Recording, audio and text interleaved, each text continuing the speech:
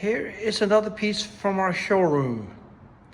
This is probably the oldest piece I have, probably vintage 1800 something. Pre-plumbing. It's 40 inches wide, 26 front to back, and the backsplash is 13 inches tall. And it's unusual in the fact that there's no drain hole in the sink.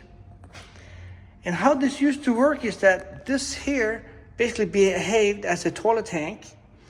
And of course the lid is not original, but people would lift the lid and they would use a bucket and pour water into this toilet tank, so to speak.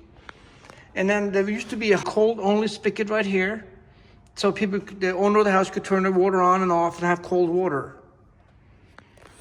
And so somebody added these faucets probably in the 30s or 40s. Anyway, so now to empty this sink, it actually rides on the pivot. So it goes like this and it empties. Then it comes back. There's actually a bowl inside. There's your sigma right there. So there's a ceramic basin on the inside, as well as this decorative one on the outside. So here's the insignia of the sink. And of course this structure right here is what meets the bumper that's inside right there. And these are the two hinge swivel points right here.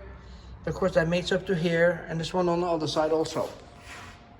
So over the years, we've had several of these come through here. But this is the only one I've ever seen that actually has that inside basin also, designed to catch the water being emptied and sending it on its way. So this is really a primo piece.